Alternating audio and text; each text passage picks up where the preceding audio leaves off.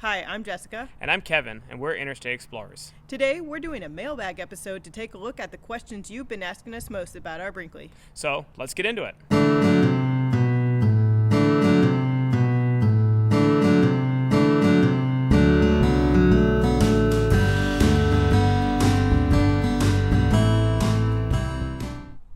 Okay, so the first thing that we're going to talk about is the front door lock, and I actually made a video about some of the problems with the Brinkley, and this was one of the problems that I mentioned in the video. But I think I have it figured out now. It was just a little bit confusing. So, when you do the key, you have to put the key in, and then if you go to the left, that's what's going to lock it. So there's our lock that comes out, and then you have to pull your key out by returning it back to the middle and then pull it out to get it locked. Now when you want to unlock it, you have to go to the right, and then that's going to unlock it, return the key back to the center. This was different than our old RV door. As the old RV door, you would pull to the left and then you would actually pull the key out, and then that's how you know it would lock. But this, you have to return it back to that center position. So I think we have the lock situation all figured out now.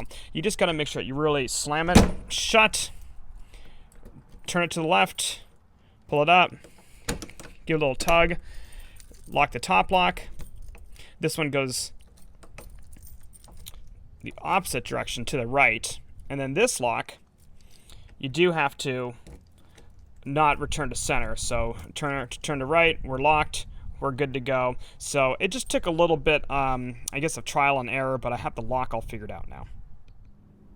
And so the next thing that we're going to talk about is a question from Boondock Dwayne's RV show, and this is the black and gray tank override valves. For those of us that are not familiar with the Brinkley, they have the electronic valves, and of course if the power's out or they just fail, then you're kind of out of luck in terms of dumping your tank. Luckily there is an override system, but it's going to be a little bit tricky to access, so we're going to go take a look at how we're going to do that right now. Now the manual overrides are inside this main storage compartment, so I'm going to open this up and show you exactly where they are. Okay, so this is our main storage compartment, and they're located behind these closet doors. So I'm going to open this door up, and then they're located somewhere inside of here. So let's go climb underneath and take a look for them. Okay, so I am fully inside the storage area right now. I am on my hands and knees crawling around back here, and this is behind that closet door. And so I'll just kind of pan around here to show people what this whole area looks like. I'll do my best to show what we have back here for those of us that are interested.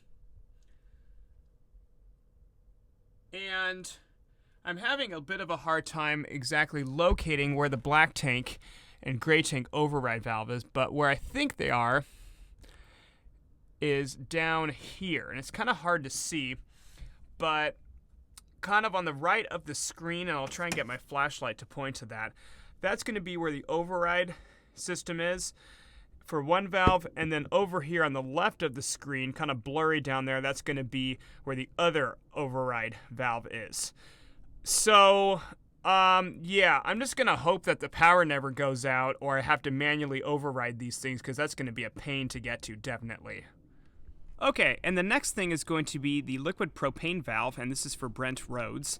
And I think I found it. I've actually never used this before, and on the old trailer, we never even had a grill, so I wasn't really quite aware of this feature, but I think that this is it. So if you guys want to let me know if this is indeed a liquid propane valve in the comments, that would be great. But this is what I found, and the tubing does go towards the propane tank, so I'm just going to assume that this is it. I wasn't able to find really anything in the manual about this, so like I said, let me know in the comments if this is in fact it. And then there's another thing that I found too. In the storage area, there is this opening here. So I'm assuming what you're going to be doing is you'll take your propane line from here, run it up through here, and then you can put your gas stove somewhere in your storage area here. But if I'm wrong, please let me know. For the fridge lock, we've been still messing with this because several of you have reached out that have similar issues, and we're still not sure if this is a user error or if there's a problem with the screw. And I was just messing with it again, and actually I was able to this little square and push it in more here with the screw, and I was able to get it tight. So it's really tight right now. I cannot open the fridge, and this does not feel like it's gonna come off. So we're gonna keep an eye on this, and if it still continues to give us issues, I'm gonna reach out to Brinkley and then also try a new screw. All right, and that's going to do it for this video.